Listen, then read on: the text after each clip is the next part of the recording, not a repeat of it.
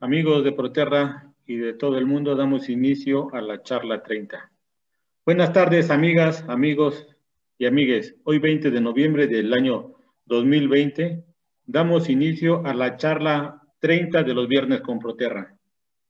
Con todo gusto presento al gran arquitecto brasileño Márcio Hoffman, que hoy nos brindará la charla Taipa estabilizada, mecanizada, un sistema constructivo en busca de la sustentabilidad.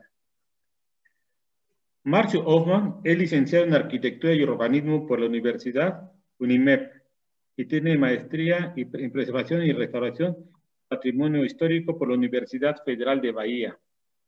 Es propietario de la empresa Taipal Construcciones en Tierra, es miembro también de la red Terra Brasil y, por supuesto, miembro de la red iberoamericana Proterra. Maestro Márcio,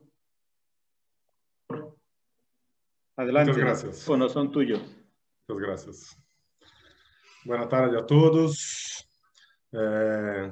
Falarei pausadamente em português.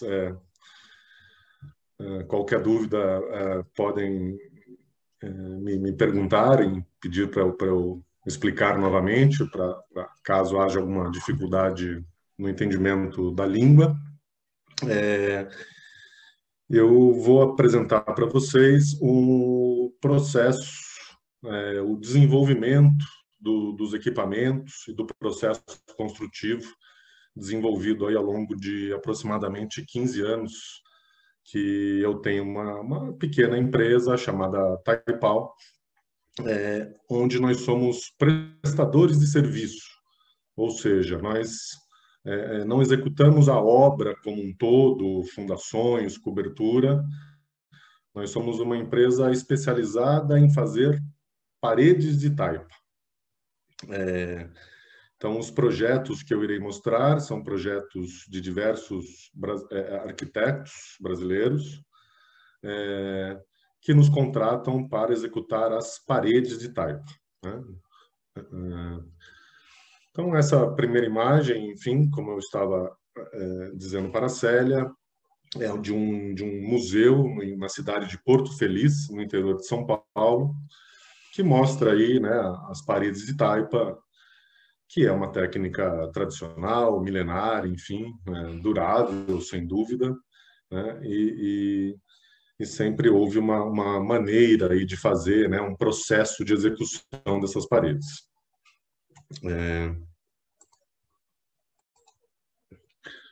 Então, o que nós fizemos não é nenhuma invenção, né? Não é nada novo, é simplesmente entender a taipa como, né, taipa de pilão, como um sistema construtivo, tá? Uma maneira de se construir e desenvolver esse processo, tá? Desenvolver o processo com a intenção, com o intento de atender às necessidades do mercado, às vontades do mercado, né? O que as pessoas esperam hoje de uma parede de taipa. Não tenham dúvida que a nossa, né, o carro-chefe, o condutor, né, aquele que demanda, né, as paredes de taipa, é a busca por sustentabilidade. Então, os arquitetos que projetam, né, espaços, né, casas em taipa, pretendem que aquilo seja uma construção mais sustentável. E o nosso objetivo foi, então, desenvolver um sistema para que nós conseguíssemos cumprir, né, as exigências desse mercado, que basicamente são um custo, né? Nós temos um valor de parede aí que seja competitivo, né, que seja semelhante ao custo de outras paredes. Nós temos que atingir o desempenho esperado, né, a qualidade esperada, tanto de superfície como de resistência, durabilidade, aparência, né, tudo que aquilo isso, né, talvez seja de um mercado brasileiro, ou de um mercado principalmente do estado de São Paulo, né, onde estão a grande maioria das nossas obras. Cumprir prazos, né, isso é sempre muito importante. Hoje Quando nós fechamos um contrato, né, nós estabelecemos o valor, né, o tempo de obra, quanto tempo a gente vai demorar para fazer, né, tem que atender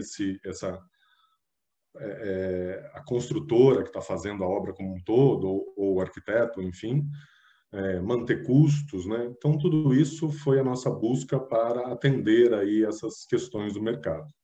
E tratamos sempre a taipa como um sistema construtivo, ou seja, nós temos aquele, né, tradicional sistema de formas com a terra colocada dentro e compactada, piloada em camadas.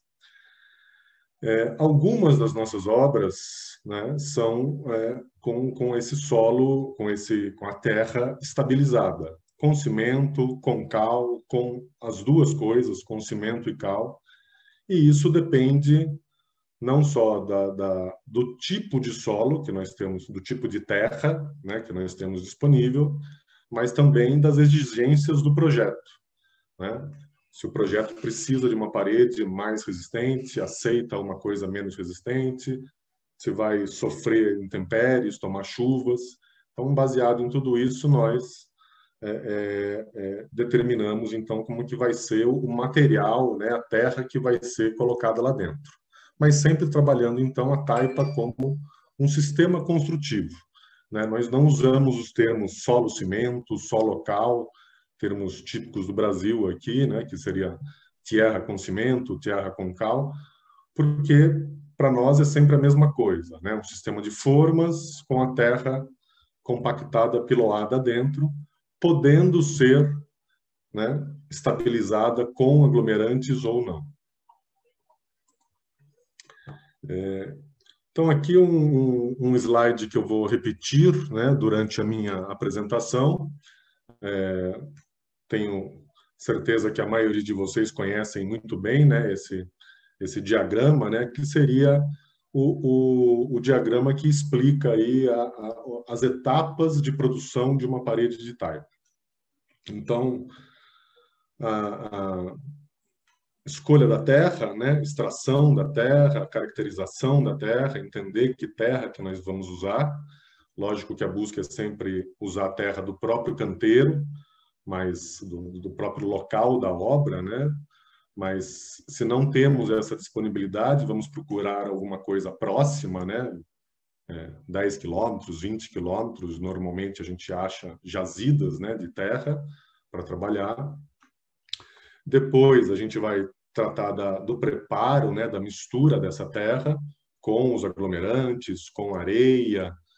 As terras brasileiras normalmente são muito argilosas, muito finas para o uso da taipa. Então, normalmente nós misturamos a terra com areia, que nós chamamos de correção. E depois com algum aglomerante, né, para atingirmos aí um desempenho um pouco maior, que pode ser o cimento e a cal. Depois a gente vai passar pelo processo de formas, né, de moldes, né, para fazer a taipa, o processo de apiloamento ou compactação, e, por fim, desmontagem da forma, tratamentos de superfície, né, que terminaria aí as etapas de construção de uma taipa. E, lógico, né, que depois a gente tem que pensar enquanto sustentabilidade na manutenção, no uso, se for demolido, né, enfim, coisas assim. Então, primeiro vamos falar aqui da parte dos solos. Então, como eu disse, né, procuramos sempre uma jazida, né, um lugar que tem esse solo disponível, o mais próximo possível do lugar da obra. Coletamos amostras, né, dessas possíveis terras que estão disponíveis.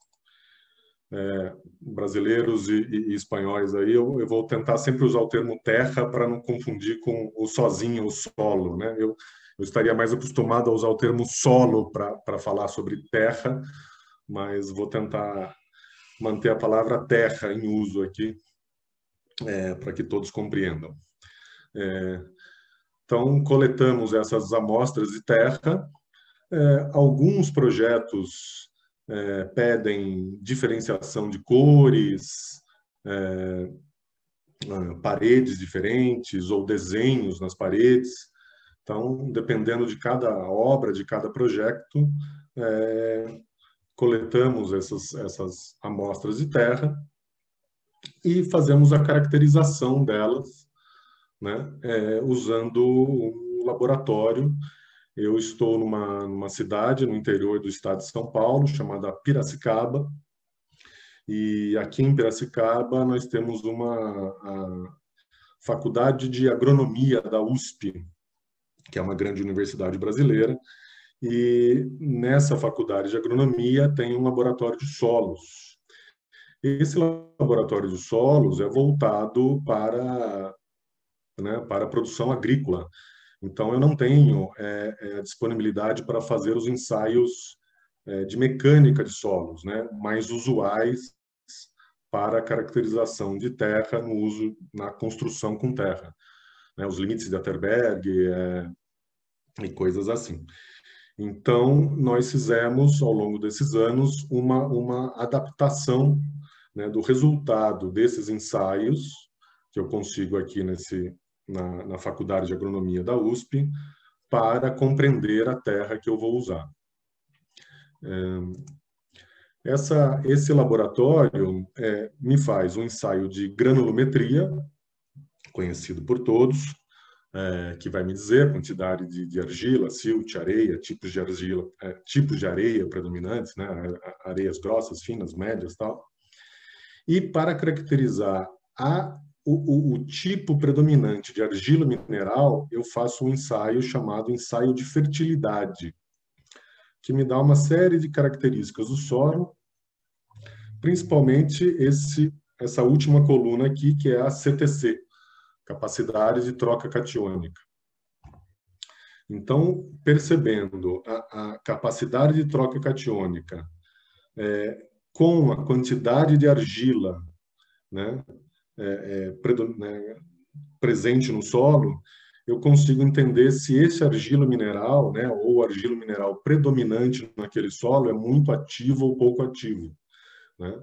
Então, uma terra que eu tenho pouca quantidade de argila, mas uma CTC muito alta, vai me indicar que eu tenho um argilo mineral bastante ativo, né? Tipicamente uma montimorillonita, por exemplo.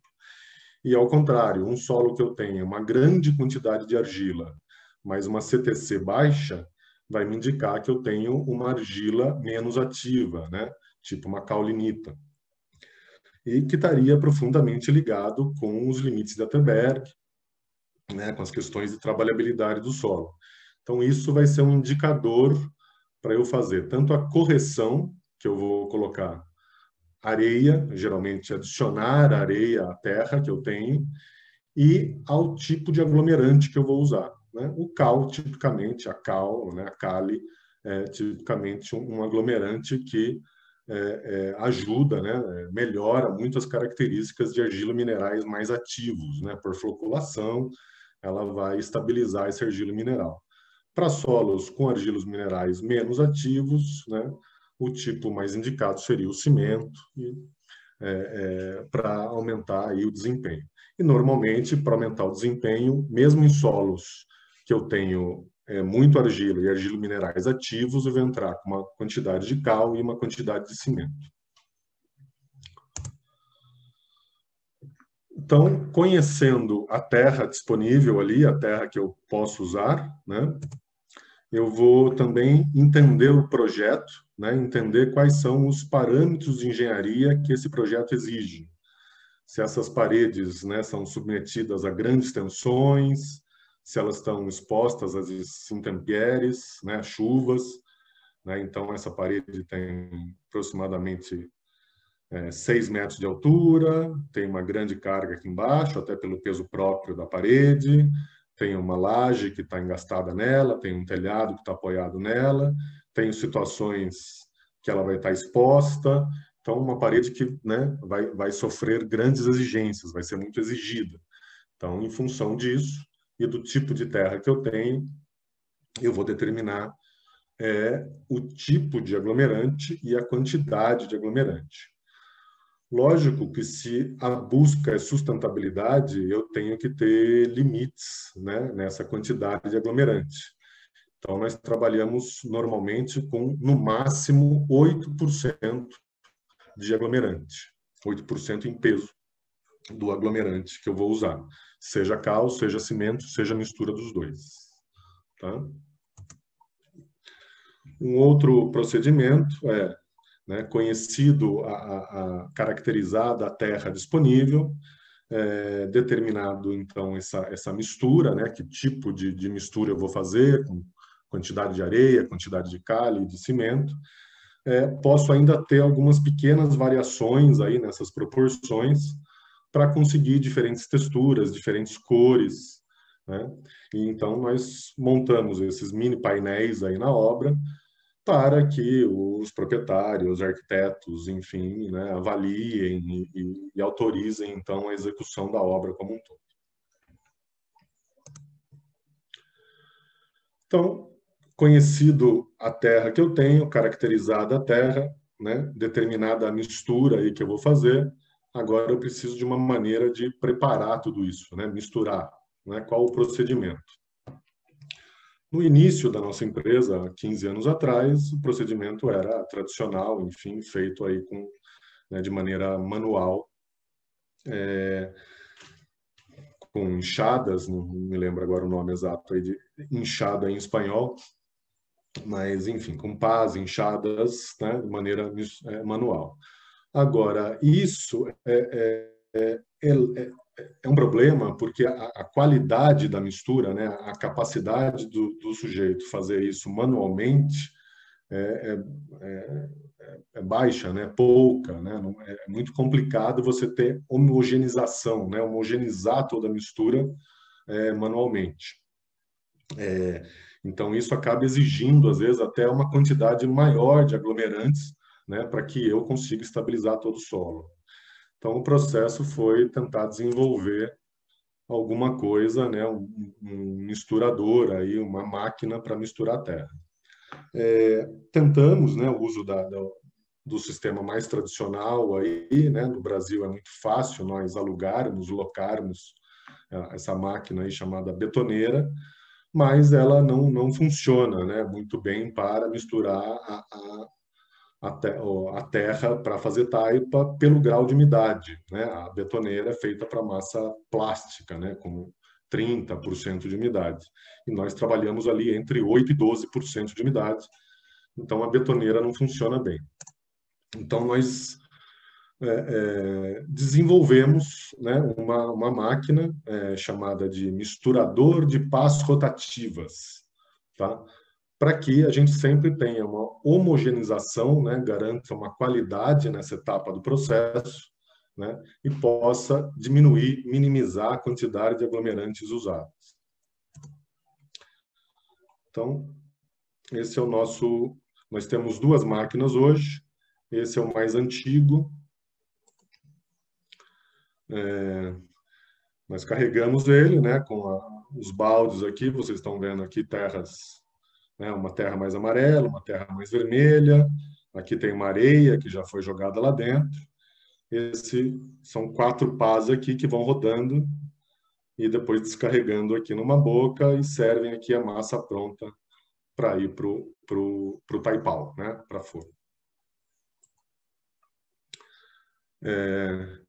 Então, hoje é importante, né, nós aplicamos esse sistema aí ao longo dos anos, essa organização do canteiro, né, assim, canteiro de obras, não sei se é uma palavra que os de língua espanhola aí compreendem, enfim, né, o lugar da obra ali, né? Então, aonde vai estar esse misturador, como que vai ser a chegada para descarregar as terras, a areia, o cimento, aonde vão ser feitas as paredes. Então, existe primeiro uma preparação, né, um planejamento desse lugar de obras do sítio aí de obras, né, chamado canteiro de obras aí, para organizar para que nós tenhamos a melhor produtividade, né? Consigamos fazer esse processo da melhor maneira possível. Então, esse é um segundo misturador, né? Esse é um pouco mais rápido. Isso foi um processo, já contei isso em diversas vezes, né? Eu sou arquiteto por formação e foi muito difícil, né? Nós conseguimos projetar uma máquina, né? Desenhar uma máquina para isso, porque ela tem um motor, tem um redutor, tem um dimensionamento e o desenho dessas pás. Então, tudo isso foi um processo de erros e acertos, trocas de motores, de redutores, de pás, de desenho. Então, aquele primeiro misturador que eu mostrei para vocês, até não tem essa grade de proteção, né? Não sei se vocês repararam lá, tem o nosso... Esse é o Catão, o Valdomiro, nosso, faz mais de 10 anos que está com a gente, é o nosso chefe de mistura aqui, mas apesar de eu, nos últimos 10 anos, falar para ele não fazer isso, ele continua pondo a mão lá no misturador, né? E essa máquina é um motorredutor de 5 cavalos, enfim, se a mão dele prende no negócio, na pá lá, leva ele para dentro.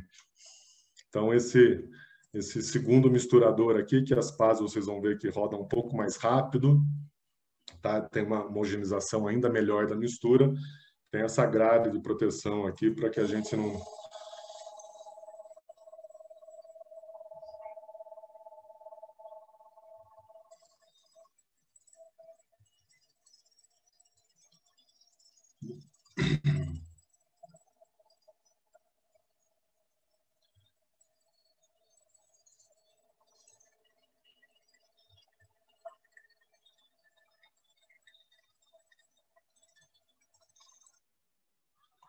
É o mesmo sistema, né? Uma máquina aí que prepara então essa terra, né? E essa montagem de canteira, ela está sempre próxima ali da parede que vai ser construída, e o nosso pessoal lá vai carregando a máquina, descarregando e servindo então o sujeito que está lá, né?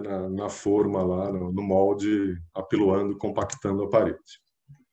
Então hoje isso, digamos, é uma das etapas da obra aí que está resolvida, né? Assim, nós já fizemos obras também com o uso de mini pás carregadeiras, né? No Brasil tem a gente chama de Bobcat, que é uma marca que ficou mais famosa, mas o nome técnico é mini pá carregadeira, que também é possível de ser usada, tal, mas para obras, espaços maiores, né? Assim, eu preciso de... Porque era um tratorzinho, né? Um mini trator ali, que eu preciso de lugar ali para ele manejar a massa e misturar a massa, e um bom operador, né? Um bom piloto, motorista ali de trator, para que consiga misturar bem essa terra e nos servir. Ele demora um pouco mais para misturar, mas ele mistura grandes quantidades, né? Então, é uma obra que eu até vou mostrar para vocês, um canteiro muito grande, e nós trabalhávamos com 2 compactadores, né? Porque daí esse pequeno trator produz uma quantidade de massa muito grande, e daí nós conseguimos trabalhar com duas pessoas compactando ao mesmo tempo ali em formas diferentes, em moldes diferentes. Bom, agora vamos falar um pouco então do processo de, né, projeto aqui, ó, o tipo de molde aí que nós usamos, estamos desenvolvendo aí ao longo da formação da empresa. Isso é uma brincadeira, né, um xiste. Na minha última viagem de férias, antes da pandemia, eu estava na casa de um amigo na praia e ele me desafiou a fazer um banquinho de taipa lá, sem a minha parafernália toda de obra, e eu aceitei o desafio e fiz um banquinho lá em Maragogipe. Então, esse é um sistema de forma, né, mais tradicional possível. Está aqui o banquinho, até que o resultado ficou razoável. Olha, esse aqui era o meu compactador, né, o meu pilão, que é um marcador de estrada de rodagem que eu roubei ali da frente da casa.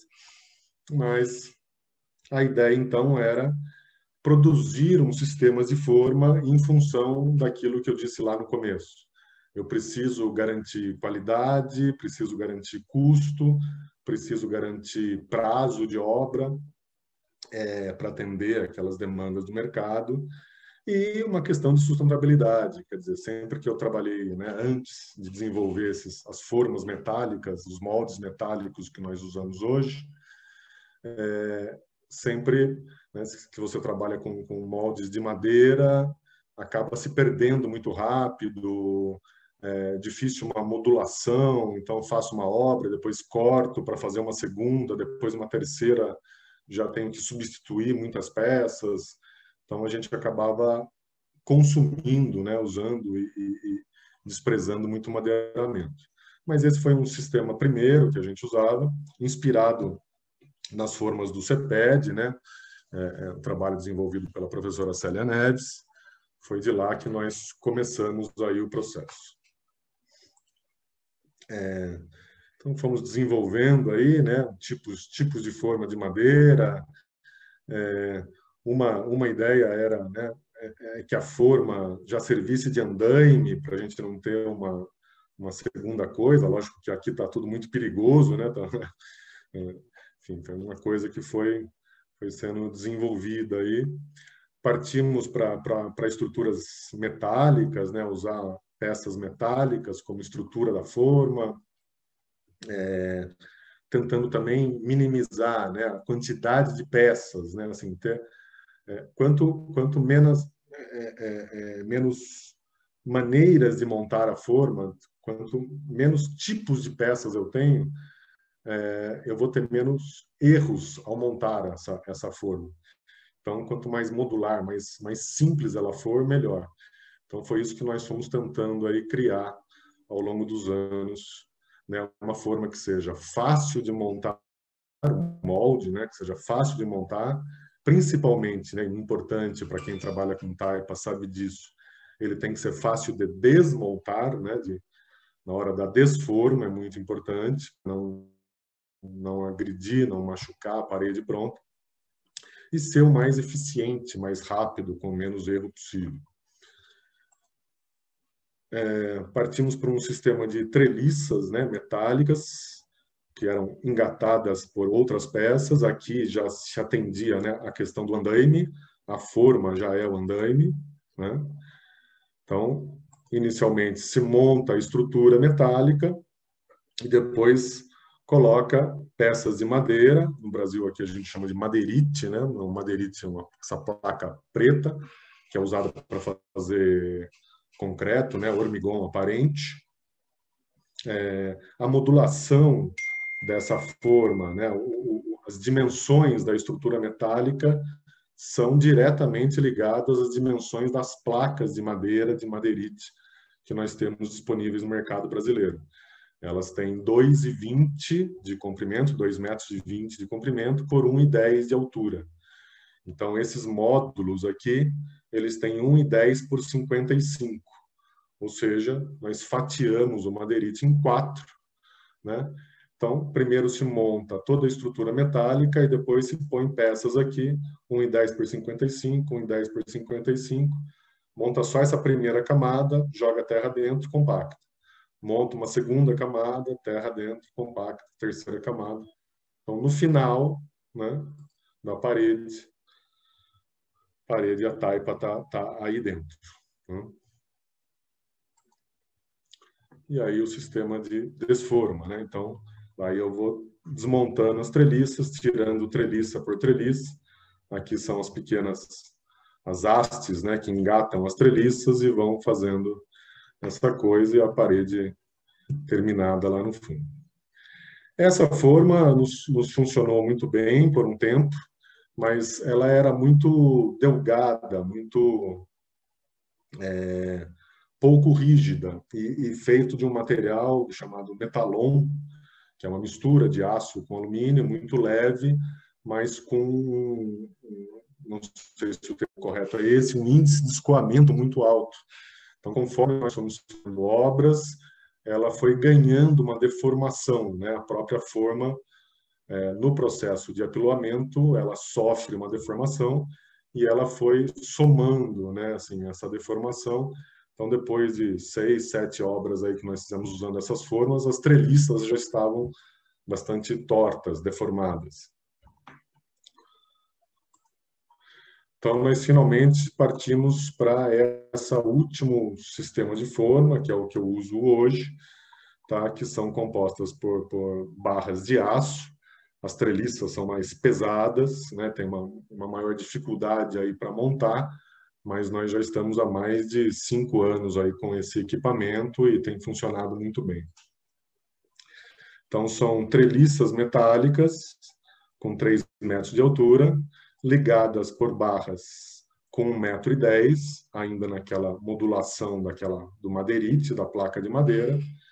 Então, nós montamos, né, as paredes lineares, em L, em C, em T, monta-se toda a estrutura e depois vai colocando os madeirites na terra e compactando. Então, isso é uma forma, né, metade da altura aí, pronto.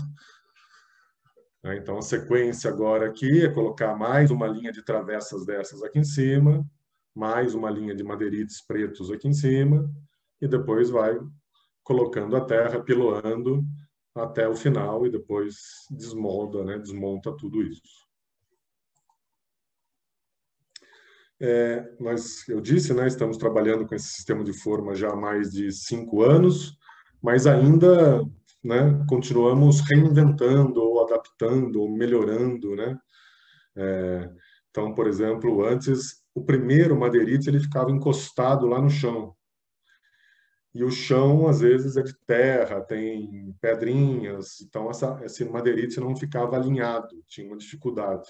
Então, nós criamos um pequeno pezinho aqui na base da forma para que esse madeirite fique, né, 2 centímetros ali suspenso do solo, para que a primeira linha já saia alinhada. No processo de construção da taipa,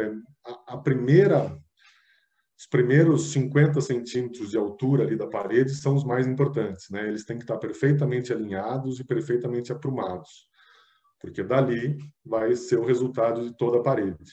Então, sempre é uma preocupação muito grande nesse primeiro nível aqui, né? Primeiro madeirite.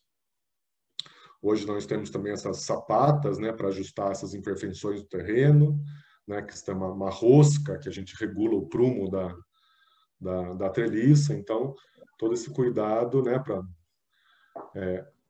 manter a forma aprumada, alinhada, né, travada, para depois começar o processo de compactação. Aqui também dá para observar que eu tenho uma barra, né, um parafuso que transpassa o molde todo, a forma toda, que está preso lá no pé, e aqui eu já tenho um parafuso aqui no meio. Mas, de fato, deixa eu voltar aqui, nós trabalhamos assim.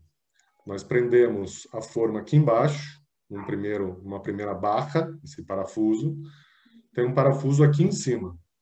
Então, ela está presa aqui em cima e aqui embaixo, só. Aí eu começo a colocar os madeirites e vou compactando. Né? Terra, o solo, a terra, e vou compactando. Coloco. Chega uma hora aqui no meio da forma que o sujeito que está lá dentro da forma, o operador, o operário que está dentro da forma compactando, começa a bater a cabeça no parafuso que está lá em cima. Aí eu passo um parafuso aqui no meio, no pé dele, né? E solto aquele lá de cima. E daí ele fica livre depois para andar. Aqui já não tem os parafusos, a gente já passou essa linha aqui intermediária. Então, quem está compactando dentro da forma está sempre livre, né? Está sempre correndo dentro da forma, ali caminhando dentro da forma, sem nenhum impedimento. Né? Então, passei esse parafuso, já passei esse aqui, aí ele fica solto para cima lá. Então, num primeiro momento, essas treliças trabalham trabalham, né, apoiada aqui nos extremos, e num segundo momento ela trabalha apoiada aqui e isso aqui em balanço, né? Não sei se é exatamente o termo aí da engenharia, mas é assim que nossas formas trabalham. Também criamos a possibilidade de luvas, né? Essa é uma peça que permite eu colocar uma treliça sobre a outra. Né? Então, aqui eu tenho uma treliça que tem 3 metros de altura. Se eu quiser uma parede com 5, 6 metros de altura, eu vou colocar aquela luva aqui em cima e pegar uma peça dessa aqui e colocar em cima da outra. por exemplo, né?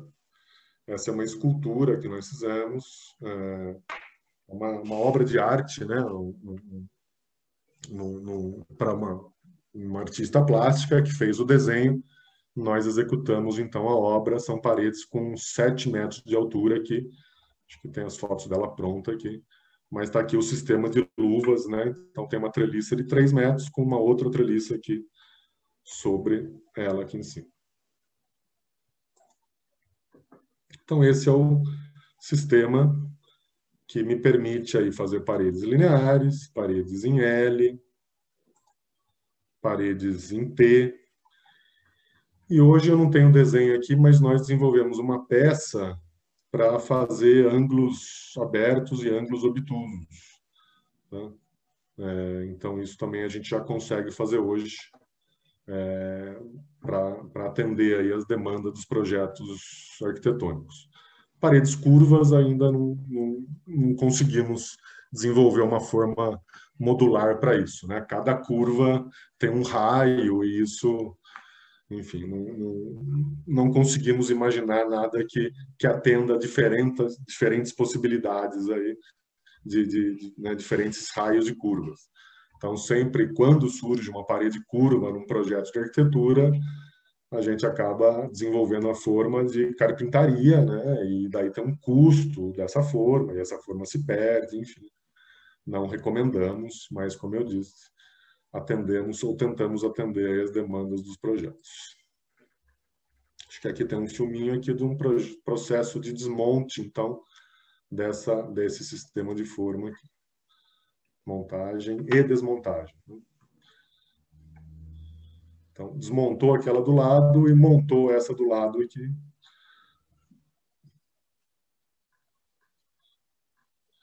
Evidentemente que não é tão rápido assim, mas é rápido. Isso chutaria aí 1 hora e meia aí de serviço, a gente tem uma forma, né, preparada aqui, ó, de 1, 2, 3, 4,40 m, né, porque está naquela modulação dos madeirites. Então, uma parede de aproximadamente 4,40 m, uma forma pronta para ser compactada aí em 1 hora, 2 horas no máximo de serviço. Então, vejam que se eu pensasse em fazer uma forma dessa de carpintaria, isso ia demandar muito mais do que algumas horas, né? Seria um dia de serviço aí praticamente. Então, esse era o objetivo, né, de ter uma forma, uma estrutura simples, fácil e rápida de montar. Lógico que a velocidade, né, de produção na obra está diretamente ligada com o custo, né, de produção da obra, né? Porque na nossa composição de custo, eu diria que 80% estão diretamente ligados ao tempo de obra, né? Assim, custo de mão de obra e o que a gente chama de custo de mobilização. Muitas das nossas obras não são em Piracicaba, então os nossos funcionários vão para o lugar da obra, ficam hospedados em hotéis, né? Se alimentam, obviamente. Então, tem um custo de ficar lá, né? No lugar da obra. Então, quanto mais rápido a gente consegue fazer, menor o valor, aí, menor o custo de obra. Bom, então, desenvolvido aí uma maneira, um sistema de preparar a terra e uma maneira de montar aí os moldes e desmontar os moldes, partimos então agora para a compactação, né? O apiloamento da coisa. Esse foi o nosso início, no sistema mais tradicional aí, com o pilão.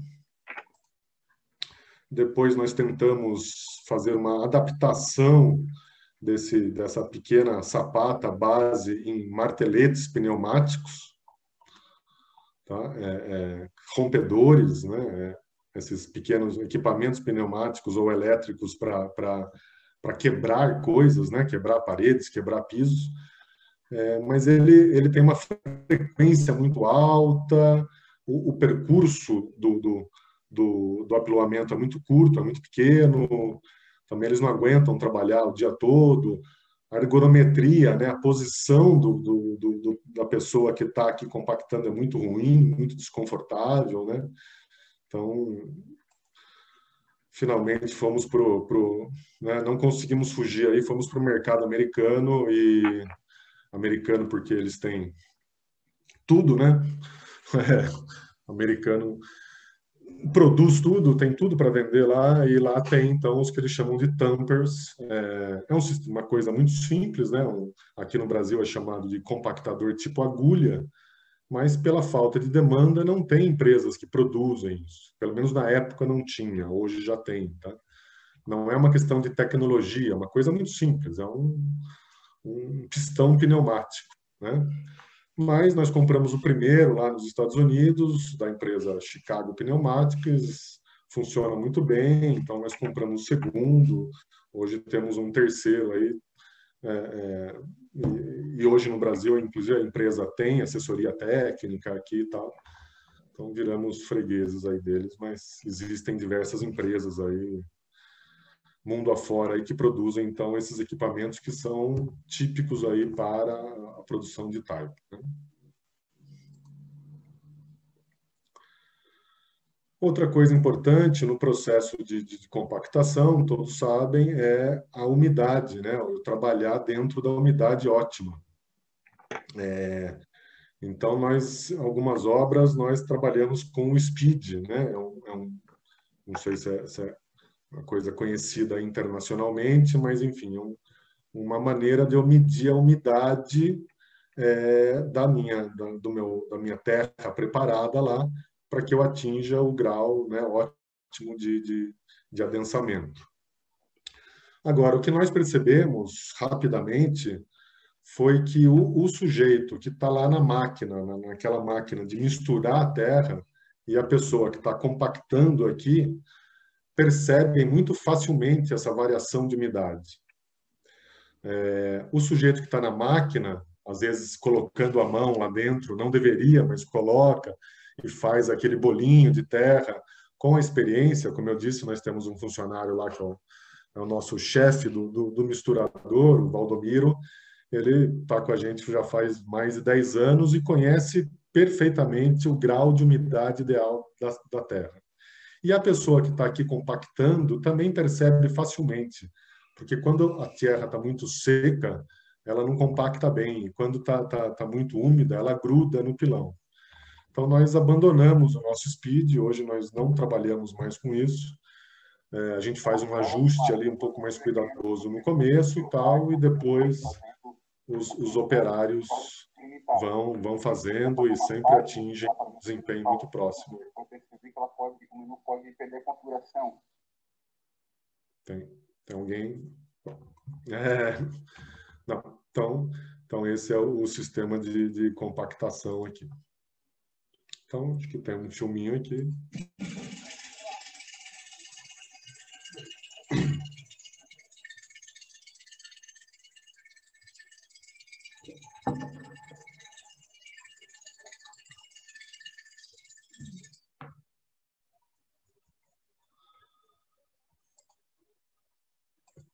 Então, vocês, né, observaram, é muito rápido também, né? A outra grande vantagem, né? O sujeito que está lá operando trabalha de maneira confortável.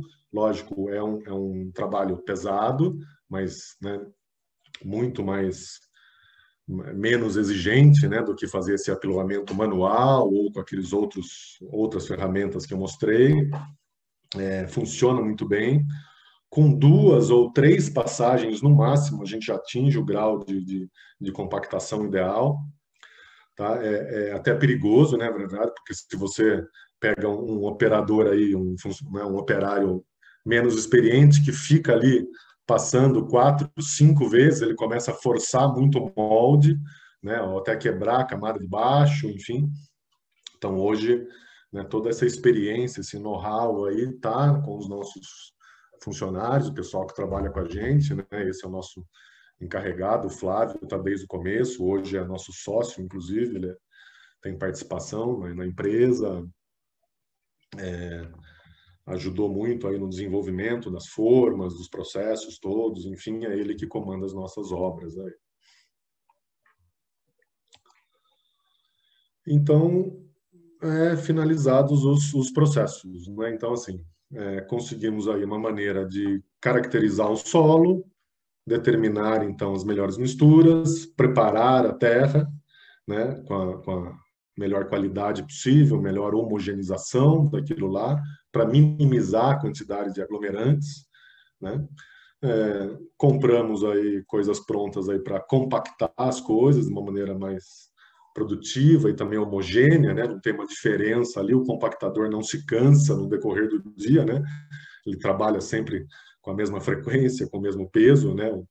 Uma máquina pneumática lá, então, né, toda a parede é compactada da mesma maneira do começo ao fim.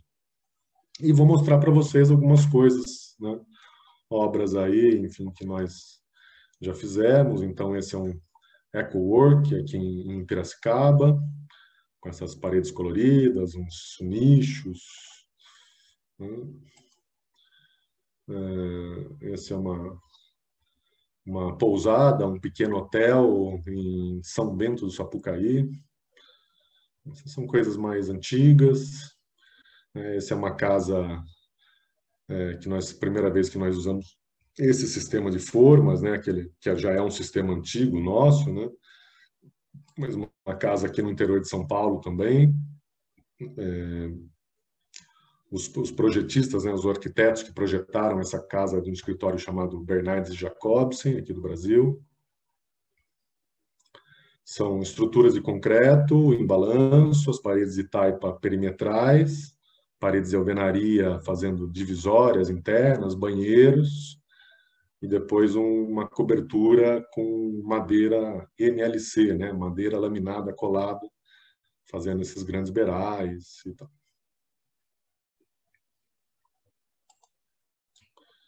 Este é um projeto do Fernando Minto, nosso colega de Proterra e de Rede Terra Brasil, que ele mostrou na apresentação dele. Então, um projeto do escritório dele, que nós executamos as paredes de taipa em Taquarivaí, quase na divisa do estado de São Paulo com o estado do Paraná.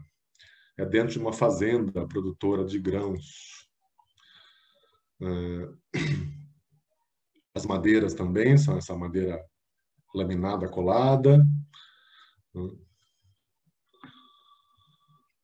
As paredes de taipa. Aqui tem uma parede de duas cores, né? Que foi um pedido do proprietário, não do arquiteto. Esse é um sistema que o Fernando, né, o arquiteto, desenvolveu para fixar, né, a cobertura no solo, né? Foi uma exigência aqui da empresa que faz essas estruturas de madeira. Eles tinham uma preocupação com esse telhado voar aí, né, com tempestades, enfim, precisava fixar aqui, engastar ela no chão. Então ele trouxe essas barras por fora aqui, ficou um detalhe muito simpático aí, bonito da arquitetura aqui. Então aquela paredona lá de duas cores, com a barra de aço que engasta, então a cobertura lá na baldrame, né, na fundação. Imagem final aí da coisa pronta, projeto muito bonito do Fernando. Essa é uma casa mais recente que a gente fez para um arquiteto. Toda vez que eu subo o cursor lá, ele aparece um bichinho aqui. Projeto do Guilherme Pauliello, um arquiteto de São Paulo. Essa casa ganhou um prêmio esse ano, melhor projeto de arquitetura de residência. Toda a parte de baixo aqui da casa de 2 pavimentos. Então, todo o pavimento inferior aqui é feita de taipa, pois tem uma grande cinta, né, viga de concreto, de hormigão, que amarra todas as paredes, e um segundo pavimento que daí é todo feito em madeira, né, que fica pendurado aqui, né? Você vê que tem grandes balanços aqui sobre a taipa. Nós temos taipas aqui que foram carregadas a 6 MPa de resistência, né? Exigiam 6 MPa de resistência à compressão. Essa casa já está pronta faz um ano e meio, até mais aí um pouco. Mas eu confesso que nos primeiros meses eu ficava um pouco tenso ainda com essa história, porque o carregamento realmente é muito grande nessas paredes aqui, né? Elas são todas estruturais. Então tem esse ponto aqui, que é um ponto crítico aqui, que a gente tinha exigia aqui uma resistência de 6 MPa aqui para as taipas ali. Esse é o canteiro, né, o início dessa obra. Toda a terra usada foi tirada do próprio terreno, escavações de fundação, cortes aqui feitos para criar esses patamares. E essas paredes aqui são as paredes prontas. Hoje nós terminamos a parede e envelopamos, embrulhamos elas com lonas plásticas, não por um processo de cura do aglomerante, mas principalmente para a proteção das paredes, porque elas são feitas no início da obra, logo no começo, e estão acabadas, né? Estão finalizadas, prontas. Então, existe uma dificuldade cultural, né, de se entender que aquilo está pronto e não se pode sujar, machucar, escrever, né? Enfim, porque sempre o pensamento dos outros prestadores de serviço que virão fazer a viga de concreto, virão fazer a cobertura de madeira, né? Se isso não estiver protegido, talvez eles não percebam que isso está pronto e, né, não tomem os devidos cuidados. Então, a gente deixa elas embrulhadas aí até o final da obra e depois tira essas lonas aqui e passa um hidrofugante nelas. Então, o primeiro pavimento quase todo pronto. Aqui já não é mais o nosso serviço, né? Lá tem um carpinteiro, então, fazendo as formas, os moldes para o hormigão, para o concreto, e as paredes de taipa aqui já todas prontas aqui. A Taipau já saiu da obra aí nesse momento, né? E depois nós voltamos lá, então, para tratar as paredes. Essas são algumas imagens dessa casa aí do arquiteto Guilherme Pauliello.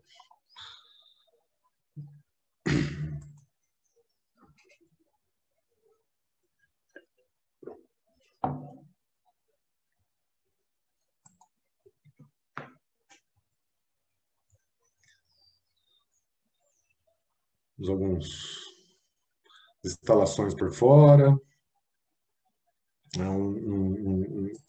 Um arquiteto que estudou muito bem o sistema, né, e utilizou muito bem dele. Enfim, acho que ficou um projeto realmente muito, muito bonito, aí, muito interessante.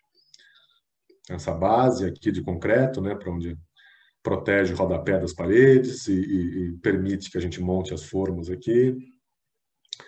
Um pequeno detalhe aqui da arquitetura, né, para que a laje não fique encostada no topo da taipa ali, criando o que a gente chama de bit, né, esse pequeno espacinho ali, né, para até a flecha, se ocorrer uma flecha dessa laje aqui de concreto, não machucar as paredes aqui.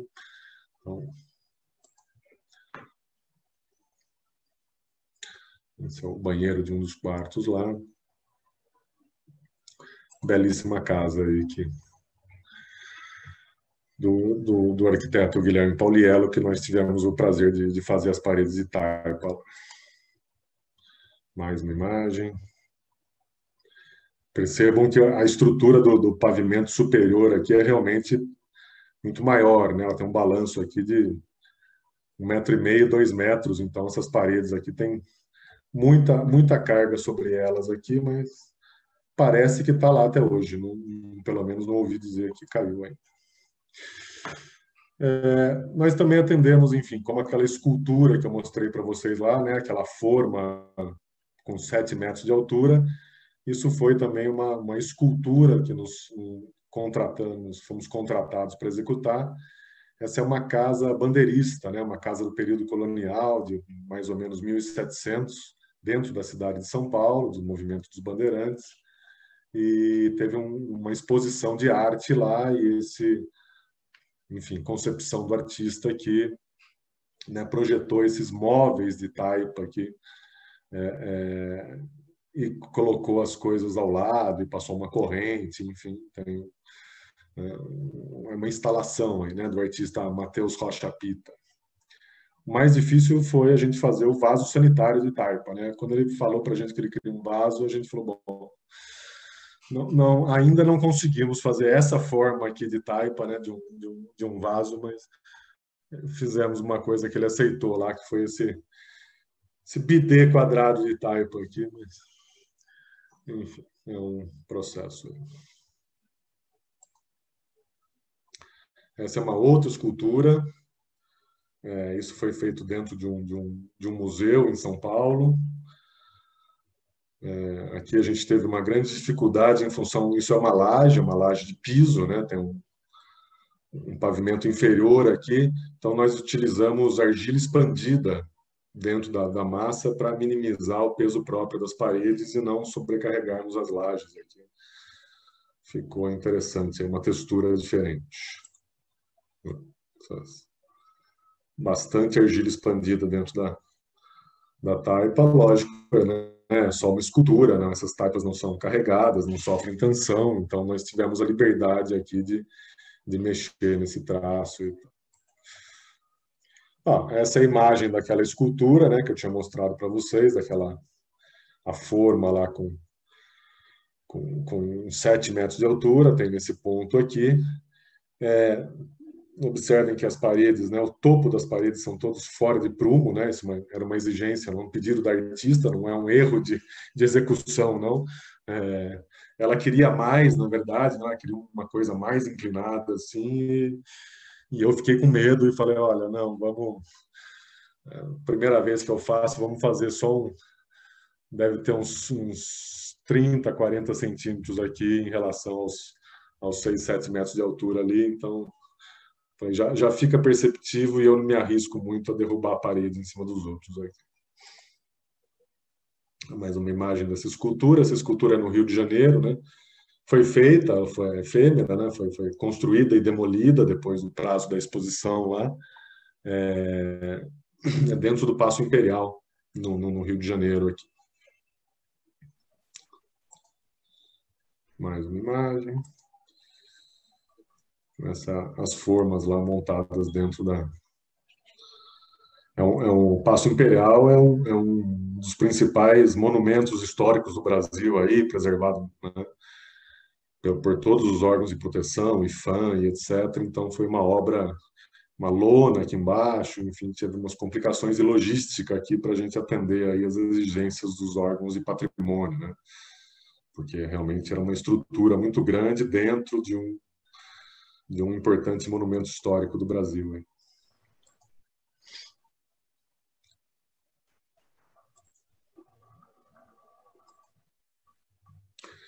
Essa é uma outra escultura. Né? As esculturas são muito interessantes porque os artistas plásticos, né, que desenham e nos pedem, enfim, né, demandam essas obras, eles têm muito um caráter de desafiar o material, né? Ou não tem aquele conhecimento do projetista arquiteto, né, em termos de construção, então sempre provocam pensamentos. Então isso, na verdade, a própria artista chamada Márcia Pastore brincava, né? Era um grande piscinão, uma piscina de taipa, né? A gente, lógico, não encheu de água, tá? Mas pode encher. e vocês vão entender, é uma escultura, né? Num grande lugar de exposição, né? Numa cidade aqui perto de Piracicaba, esqueci o nome, mas é a região de Itu, Sorocaba ali, é um museu a céu aberto, né? Então esse é o início da obra. Então aqui vai ter a piscina, né, o que ela chamava de piscina, e aqui o volume positivo da piscina, né? A ideia dela era que se a gente tivesse tirado um grande cubo de terra aqui e colocado ele aqui do lado. Isso tem 20 metros por 20 metros. Então é realmente um grande cubo aí de terra.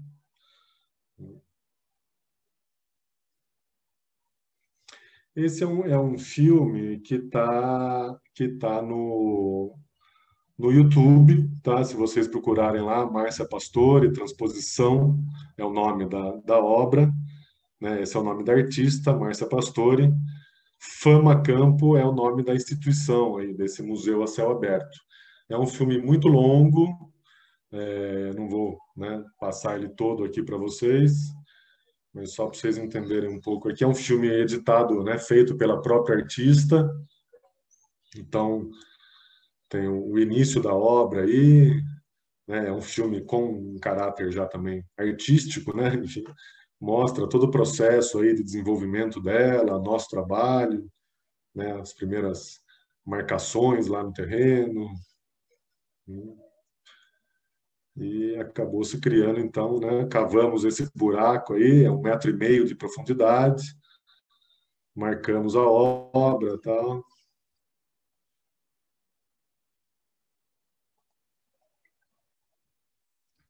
Depois montamos as formas, né? Fomos fazendo as paredes aí, que faziam tanto a parte positiva, né, quanto a parte negativa, né? Porque é um arrimo para cima e um arrimo para baixo, né? Então foi feito as paredes de taipa, né? Que seria a parte negativa, e depois feita uma cortina de concreto atrás de hormigom, né, para proteger as paredes ali. Essa não é uma obra efêmera, né? Essa é uma obra que vai ficar lá, no museu a céu aberto. Então, deixa eu ver.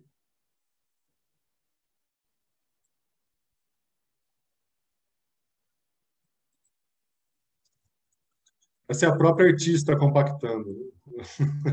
Ela fez ali 1 metro de parede.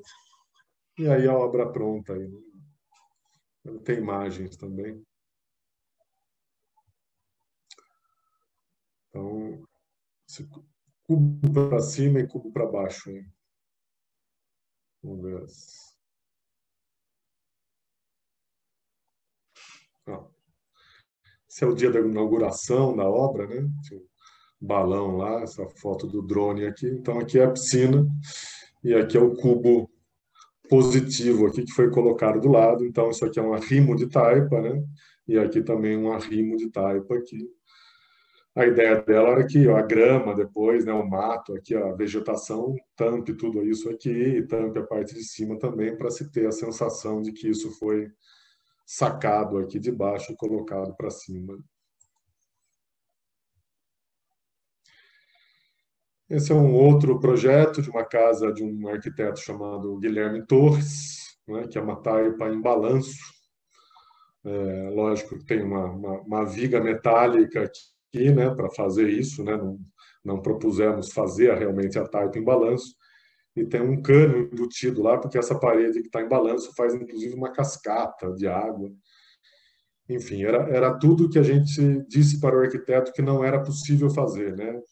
Nem taipa a tração e nem misturar com água. E ele achou que seria muito desafiador fazer isso.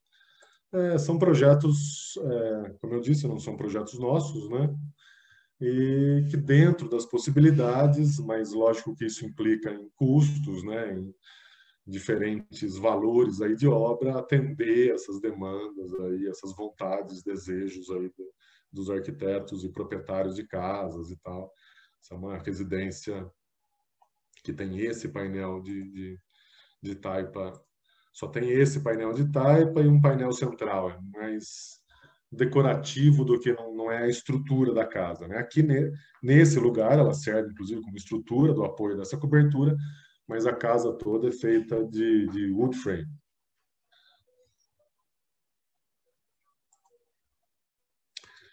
Essa é uma outra casa, né? Um projeto de um escritório aqui também no Brasil chamado Brasil Arquitetura, uma das nossas últimas obras aí também. Então, vocês vão ver que vão compor 3 grandes paredes de taipa, uma aqui e uma maior aqui. Já tem um pedaço pronto, montar uma forma do lado, né? Aquela organização de canteiro aqui. Então, isso tudo tá andando aí. Tem grandes vãos, né? Grandes aberturas. Então, nós fizemos as paredes de taipa.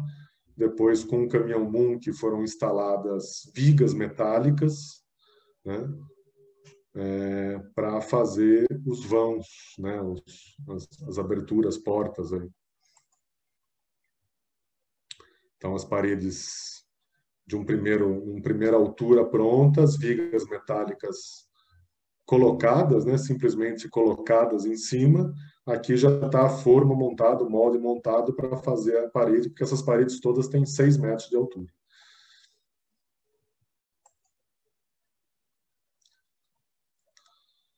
Então, esse é um detalhe da viga aqui, né? Ela tem um perfil T com uma alma e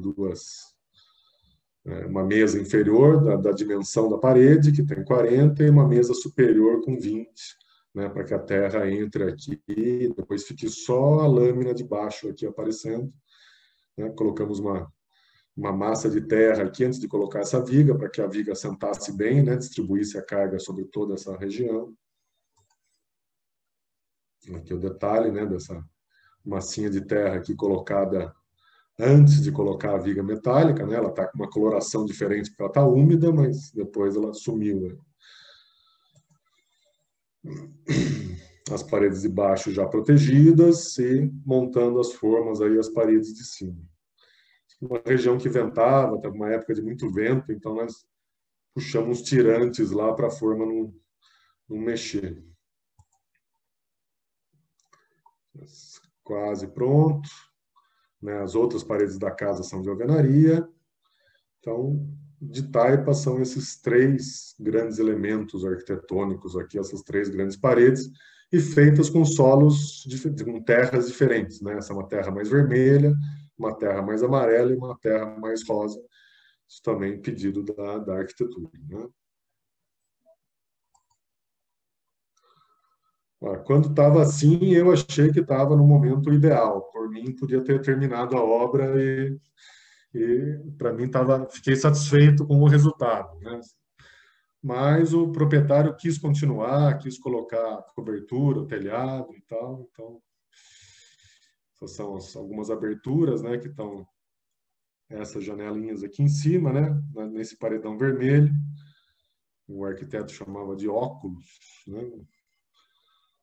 Com essas grandes detalhes das aberturas, tá? Então ficou só, né, a pedido de arquitetura também. Isso aqui é só alguma coisa que está colocada lá para prender um cabo de aço lá, né? Isso aqui não ficou na obra, óbvio. Então tem só uma lâmina aqui. O arquiteto inclusive queria que essa lâmina aparecesse aqui a hora que ela entra na parede. Então aqui já começaram a estragar a casa, né? Mas é isso, essa é da Brasil. E essa o professor Normando conhece, né? Estão todos convidados. Essa é a minha casa, eu estou falando para vocês agora, estou sentado aqui nessas cadeirinhas aqui. Então essa é uma casa que está sempre aberta aí para vocês conhecerem.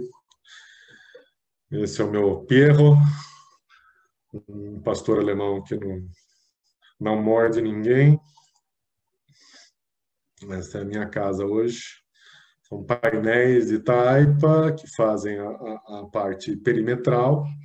Tem uma viga de concreto. Sobre essa viga de concreto, treliças metálicas que fazem a cobertura. E as paredes divisórias internas são de bloco. Aí são normais. Essa é uma imagem que eu sempre brinco aí em todas as minhas apresentações, que todo mundo pergunta se taipa derrete na chuva, né? Se depois pode pôr parafuso e tal.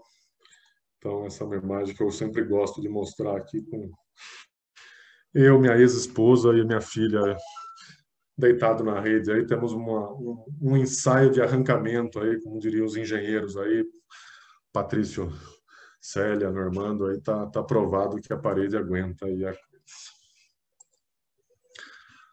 Muito obrigado aí pela atenção de vocês, graças por todos e fico à disposição aí para perguntas e conversas. Graças, obrigado. Obrigado, Márcio. Muito belo. ¿Quieren preguntar directamente?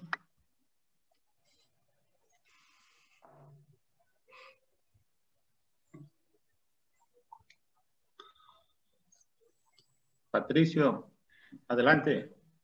No, yo solo felicitar a Márcio, es un trabajo muy muy bien llevado, muy técnico, muy exquisito, muy fino. Gracias. Y realmente, bueno, yo estoy ahora mismo, este momento haciendo una obra en Tapia, y sí, la calidad que tú tienes es mucho más de lo que yo aspiro. Felicitaciones, querido Marcio. Não, não, professor, estamos juntos. É uma expressão brasileira. Ah, adelante, Celia. Sim, eu quero voltar ao princípio, Márcio, quando você fala no índice CTC, e você tem um 54 considera estável e 67 considera ativo. Qual é o limite de estável e ativo? Porque é um índice que nós não usamos na engenharia. Não, é sempre relacionado à quantidade de argila também. Quer dizer, se eu tinha... Quais são os números aí agora? Esqueci, mas... Você tinha um valor alto de argila em todos os dois, né? E um você considerou estável, mas o CTC era 54, e o outro você considerou ativo e era 67. Então, e tinha um 40 e tanto, que eu não sabia... no limite, Não, mas e relativo também à quantidade de argila. Quer dizer, talvez, então, por eu ter dito que era um estável e o outro, né, ativo, talvez eu tivesse um CTC um pouco mais alto para uma quantidade um pouco menor de argila. Então, estou entendendo que aquele lá... Eu não tenho uma linha limite, tá, Célia? Mas certo. Como eu tenho hoje, acredito aí que mais de 50 solos ensaiados, eu coloco na planilha e olho todos juntos ali e vou olhando, bom, quantidade de argila e a CTC, quantidade de argila e CTC, e é uma consideração, tá? Não tem nenhuma régua ali que me determine exatamente o que é, porque eu tenho sempre que comparar quantidade de argila e o CTC, né? No extremo fica fácil, né? Pouca argila e alto CTC é uma argila ativa. E ao contrário, né, muita argila e baixo CTC. Agora, tem uns pontos ali que eu realmente não... É mais uma previsão, né, do comportamento do material. E com os corpos de prova que a gente faz, aqueles ensaios ali no canteiro, eu também já consigo perceber um pouco ali o que vai acontecer na parede como um todo, tá? Para determinar se eu vou usar cal, cimento e as quantidades. No CEPED, nós aplicamos o uso do ensaio da caixa, que, de certa forma, que empiricamente fazia tudo isso. Quer dizer, uma argila ativa criava retração na caixa, uma argila pouco ativa, então retraía menos. Então, aí fizemos uma relação entre o que estavam tendo no laboratório e com o resultado do ensaio empírico da caixa. E aí criamos algumas coisas. Foi um trabalho muito interessante, porque na geotecnia a gente não tinha, na mecânica dos solos, a gente não tinha um ensaio eficiente para determinar se a terra retraía ou não a nível de uma parede, se pensar numa parede de terra compactada. É claro que quando você trabalha nas estradas e pavimentos, você tem outro esquema, né? Comportamento. Então... hoje nós utilizamos esses ensaios e um ensaio que eu aprendi com o professor Júlio Vargas é o fazer a bolinha de terra e comprimir entre o polegar e o indicador ali para ver se teremos bons resultados. Tem funcionado muito bem também. Sempre é uma boa estimativa antes de comparar ali com os ensaios de laboratório. Obrigado, Márcio. Eu que agradeço.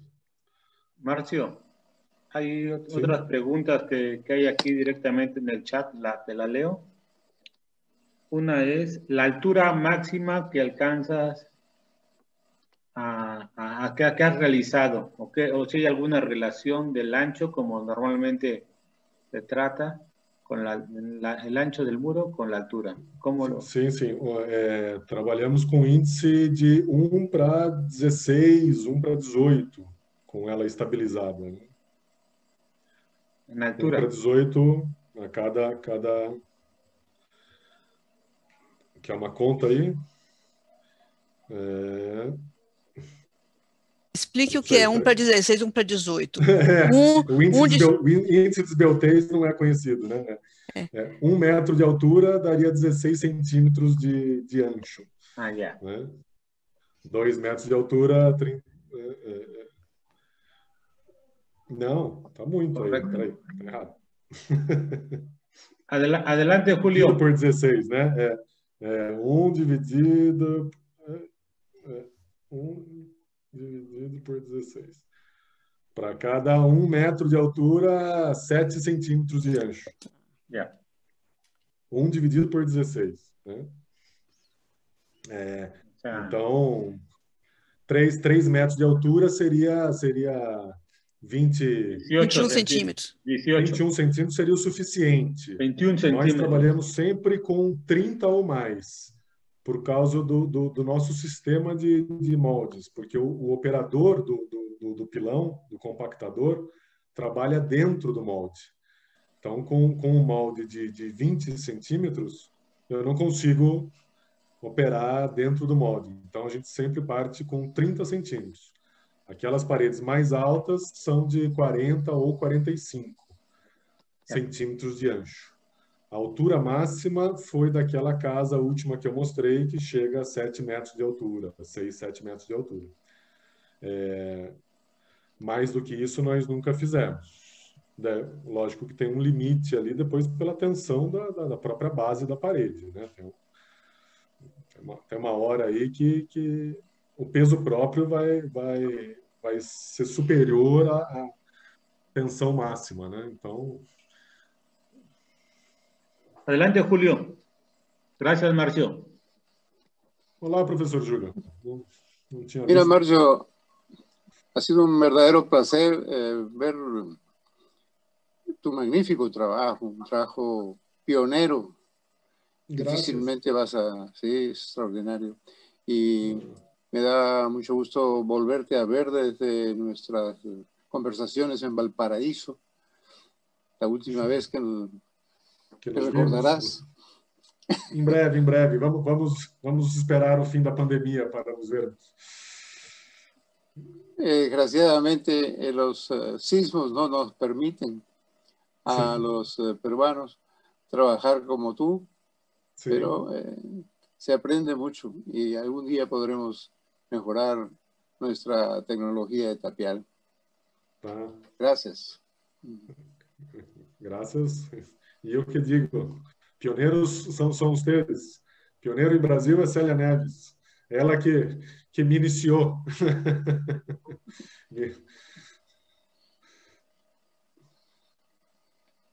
Marcio, hablan de la mixtura, de la mezcladora que estás usando, que cuánto cuesta, pues la puedes mandar a México. Y tu tiempo de ejecución con el neumático, ¿cómo varía mucho al manual? El pisón neumático. Hoje o sistema ele tem que ser todo amarrado, né? Não adianta, sempre digo isso para alguns colegas brasileiros que querem comprar um equipamento, né? Eu quero comprar o compactador para aumentar a velocidade das minhas obras. Eu digo que não adianta, porque se tiver uma compactação muito rápida, não terá tierra preparado o suficiente para alimentar o compactador. E se tienes só o misturador, não, vai se ter muita mistura e não vai conseguir compactar. Então, isso tudo precisa estar dimensionado de uma maneira única, né? Um sistema rápido de misturar a tierra, um sistema rápido de compactar, um sistema rápido de montar e desmontar formas. Se um desses não funcionar, todo o sistema se quebra, não se funciona. Hoje, a nossa produtividade é algo em torno de 3 metros cúbicos de parede por dia. Então, para uma parede de 30 centímetros de ancho, algo em torno de 10 metros quadrados de parede, 10 metros quadrados de parede com 30 centímetros de ancho por dia. Wow. Muy bueno. Akemi preguntaba algo. ¿Alguien de Brasil quiere leer el chat de Akemi? Olá, Ramon. Aqui está Akemi direto. Não, é uma pergunta para o Márcio. Márcio, são casas super interessantes, lindas.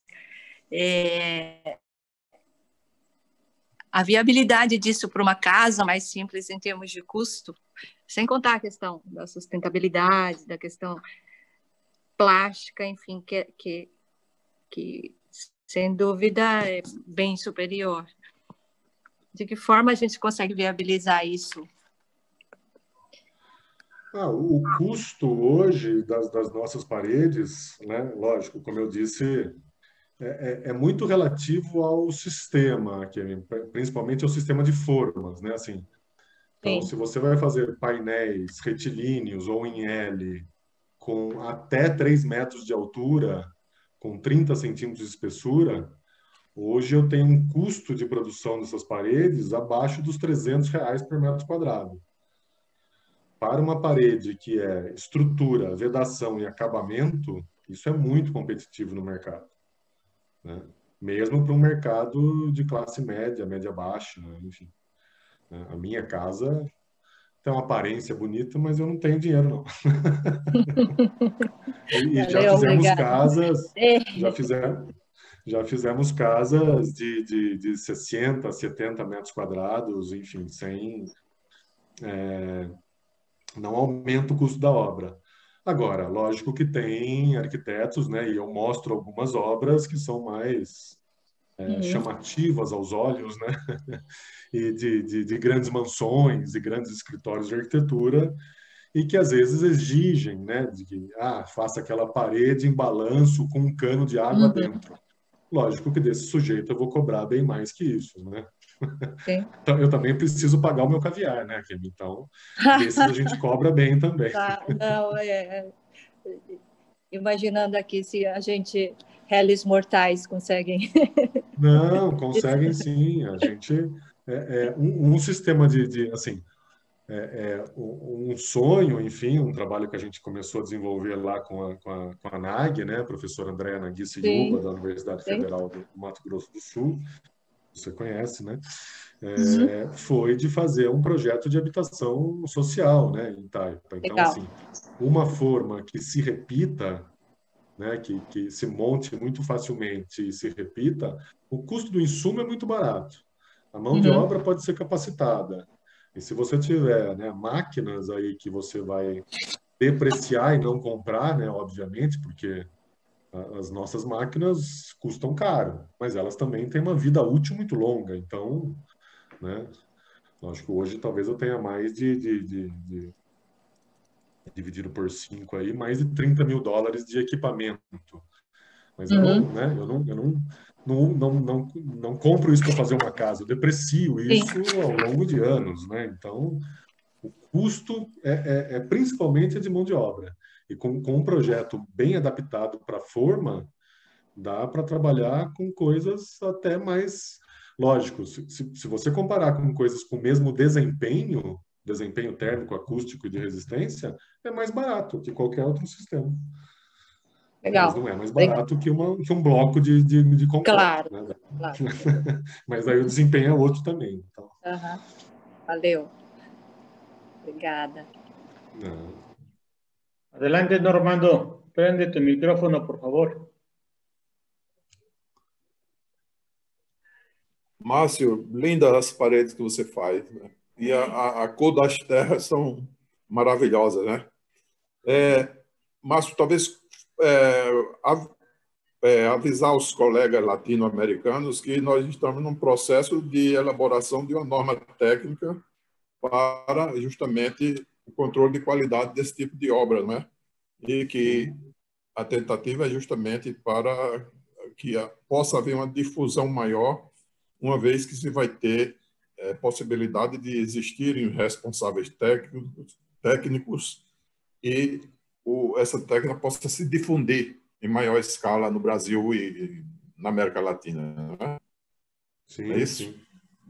Isso. Pois é. Então, ótima lembrança aí do professor, né? Acho que eu só aventei aí durante a minha fala. Estamos no meio de um processo, né? Estamos com o auxílio de muitos colegas aí, do Proterra, né? Professora Ana Milani, professor André Naguissa, Yuba, o Fernando Minto, eu, professor Alberto Faria, o professor Normando, professora Célia, enfim, todos colaborando aí, e agora um grupo aí da Rede Terra Brasil debatendo a norma técnica para construções em taipa no Brasil.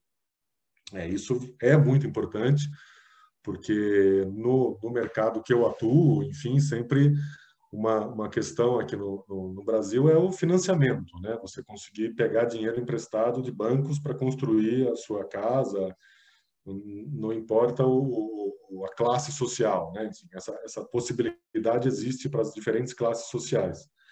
Mas os órgãos, os bancos estatais, eles só financiam obras com sistemas construtivos normalizados. Então, nós temos uma dificuldade de construir com esse dinheiro, com esse recurso, né, do governo. Então, esse é um processo muito importante aí que nós estamos enfrentando aí nos últimos meses aí, com várias reuniões e debates aí. Aproveito para deixar isso para todos aí e agradecer colaborações aí que estão por vir aí.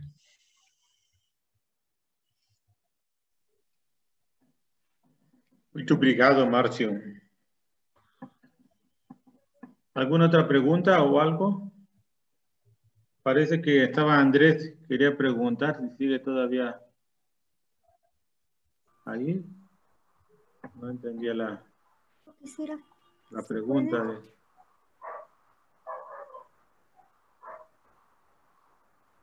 ¿Se puede intervenir? Por supuesto, adelante. Gracias.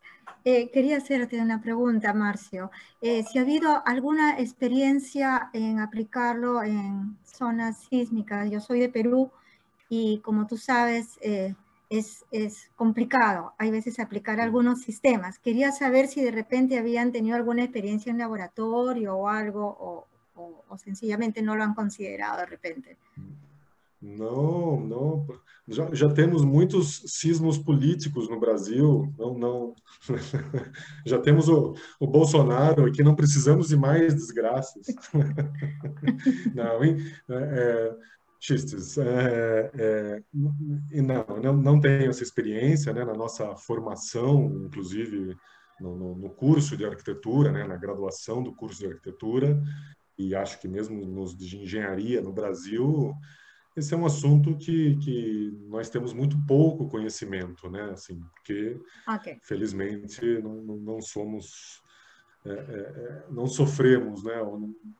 Já teve alguns pequenos sismos no Brasil, né? Na região Nordeste, mas muito ínfimos, muito pequenos em relação ao Peru e Chile. Então, me confesso ignorante no assunto mesmo, né? Sei das dificuldades, né? Assim, acho que o professor Júlio agora falou, né? Assim, faço paredes muito delgadas, né? Com pouco âncho, aí, muito finas para uma região com sismos, né? Mas não tenho esse conhecimento, não, lamento. Ok, gracias. A lo mejor Patricio, ahorita que está haciendo tapia pisada en el lugar sísmico de Ecuador, pudiera apoyar un poco, haciendo unas tapias pisadas muy bonitas que no les veo que estén armadas ni nada.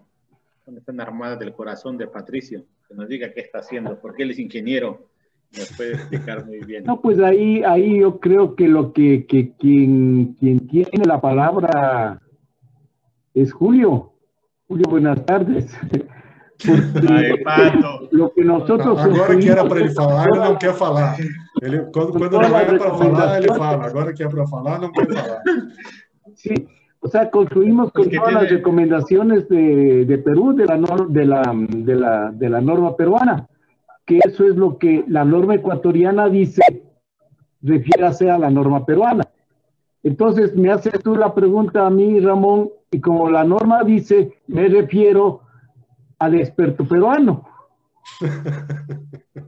Oye, y el experto peruano va a decir que el que las construye es el experto chileno Pero, Hugo Pérez.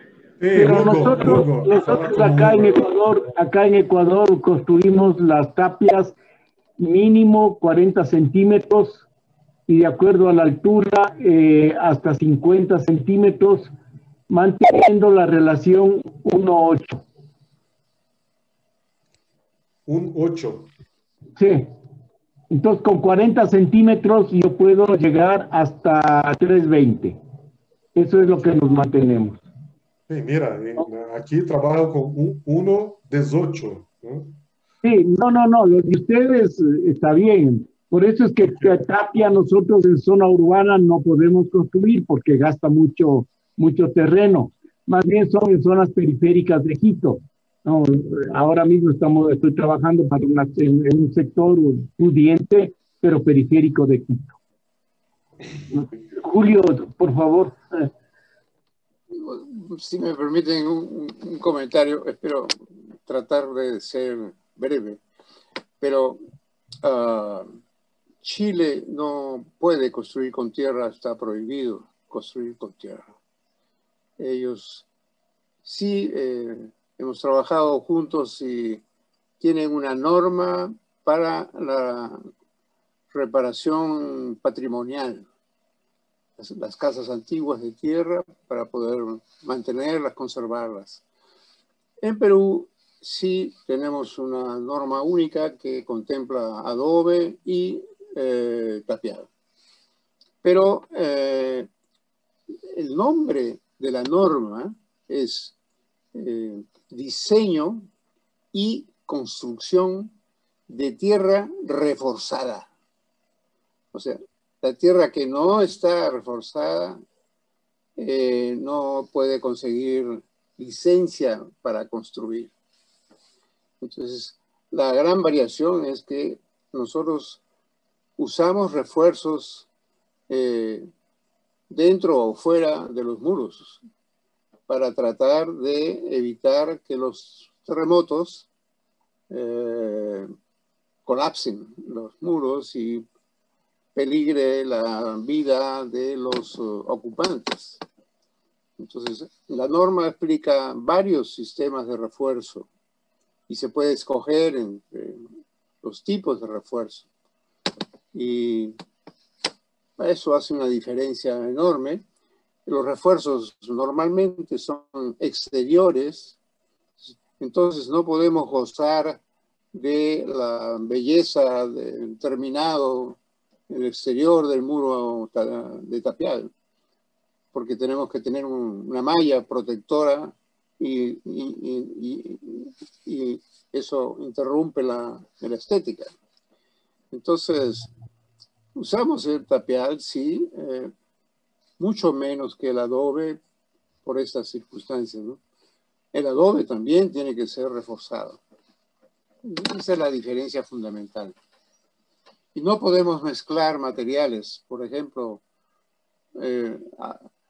concreto armado con tierra, o metal con tierra, no podemos mezclar, porque por su diferencia de dureza, rigidez, golpean, en un terremoto se golpean, y lo más débil es la tierra, y entonces tenemos muy limitadas las acciones por los refuerzos.